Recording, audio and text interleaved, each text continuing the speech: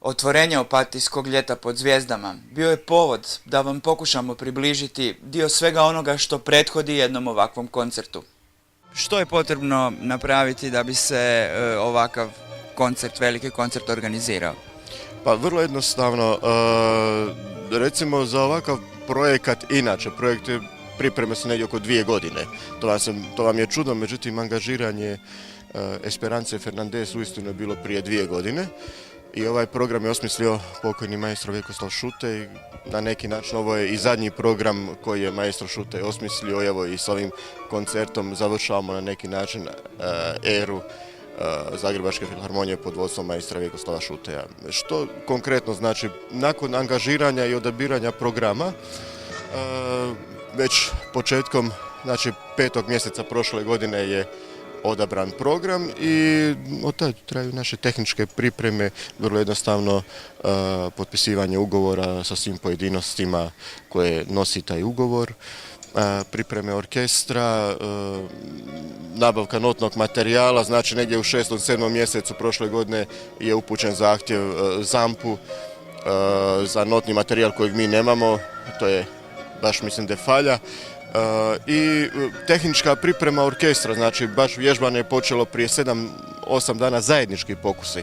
Znači osim individualnih proba koje svaki glazbenik za sebe radi, zajednički pokusi su počeli u prošlom tjednu svakodnevno i na neki način taj sukus svih poslova koji se obavljaju, a koji su sitni poslovi, evo je večeras ovaj koncert.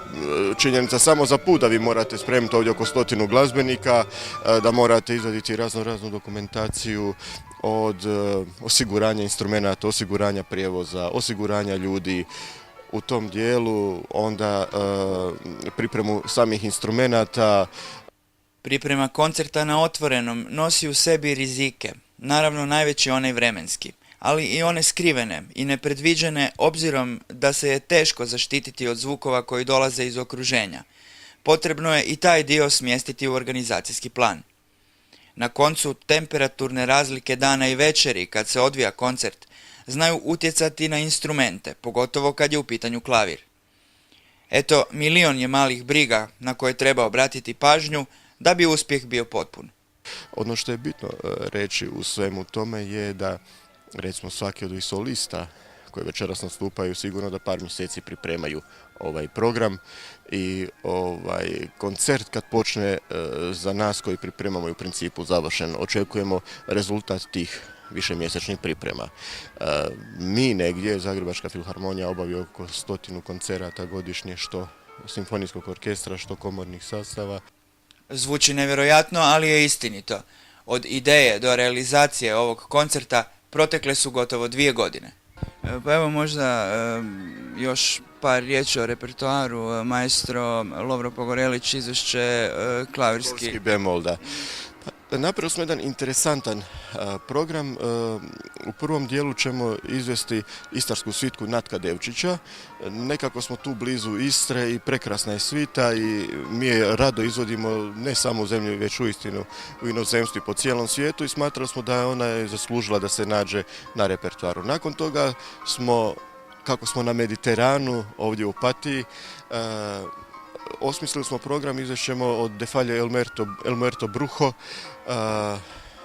jedno uistinu interesantno djelo, ali večeras posebno postavljeno jer Esperanza Fernandez nije operna pjevačica. Esperanza Fernandez je tipična flamenko pjevačica iz Sevilje i koja svojim vizualnim predočavanjem djela je uistinu iznimno interesantna i njezina boja glasa doista odgovara ovome dijelu. Por el camino iba yo y mi amor no aparecía. Por querer a otra sordida de mí. Cuando el fuego abraza, cuando el río suena, si el agua no mata al fuego, a mí el pesar me condena, a mí el querer me envenena.